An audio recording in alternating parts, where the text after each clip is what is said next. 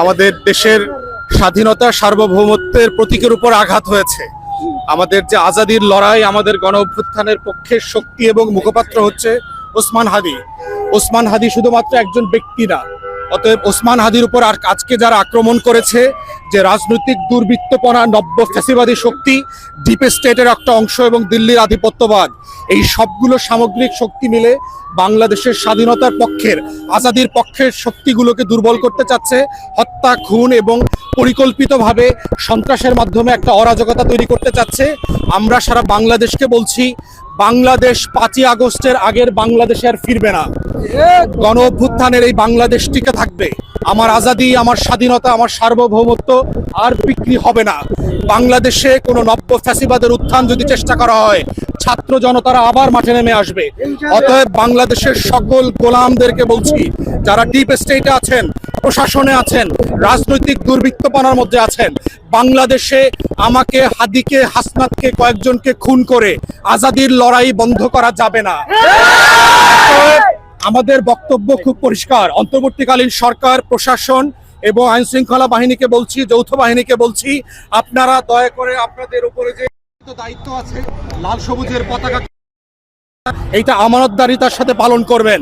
কোন ক্রিমিনালের কাছে আপনার সত্তা, আপনার আমানত বিক্রি করে দেবেন না। আপনার আমানত বিক্রি করলে মনে করবেন আপনি কিন্তু শুধু আপনাকে না, আপনার সত্তাকে না, আপনার ছেলে মেয়ে পরিবারকে পর্যন্ত শত্রুর কাছে বিক্রি করে দিচ্ছেন। তাই আজকে দেশবাসীকে আমরা আহ্বান করছি, দোয়া করছি ওসমান হাদির জন্য, যে আজ থেকে আপনারা সবাই, দেশের 20 কোটি মানুষ, একজন করে করে ওসমান হাদি হয়ে যান। টং দোকানওয়ালারা ওসমান হাদি হয়ে যান, যারা চা বিক্রেতা আছেন তারা ওসমান হাদি হয়ে যান, যারা মুদির দোকানে কাজ করেন তারা এক একজন ওসমান হাদি হয়ে যান, যারা পাড়ায় মহল্লায় বসে পত্রিকা পড়েন, সোফায় বসে থাকেন, আপনারা এক একজন ওসমান হাদি হয়ে যান। বাংলাদেশের পাড়ায় পাড়ায়, মহল্লায় মহল্লায় প্রত্যেকে যখন এক একজন ওসমান হাদি হয়ে যাবে, দিল্লির আধিপত্যবাদ, নয়া রাজনৈতিক দুর্বৃত্তপনার যে ক্রিমিনাল গ্যাং, কোনো ফ্যাসিবাদী শক্তি, ডিপ স্টেট, প্রশাসনের হাতে লুকিয়ে থাকা দিল্লির গোলাম, কেউ আমাদের আজাদির চোখের উপরে চোখ রাখতে পারবে না। অতএব এটাই হচ্ছে আমাদের আহ্বান এবং দোয়া।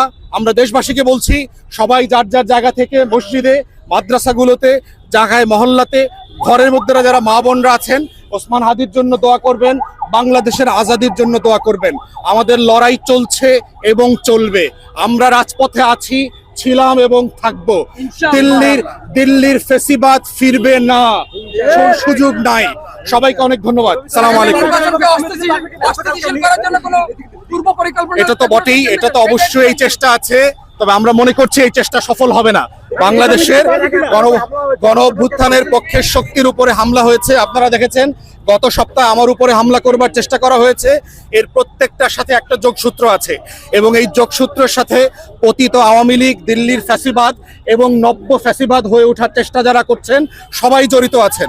প্রশাসনের ভিতরকার শক্তি জড়িত আছে। তাই আমরা অন্তর্বর্তীকালীন সরকারকে বলছি, যা যেখানে যেভাবে ব্যবস্থা নেওয়া দরকার সেটা নেন, যেন নির্বাচন শিডিউল মোতাবেক হতে পারে।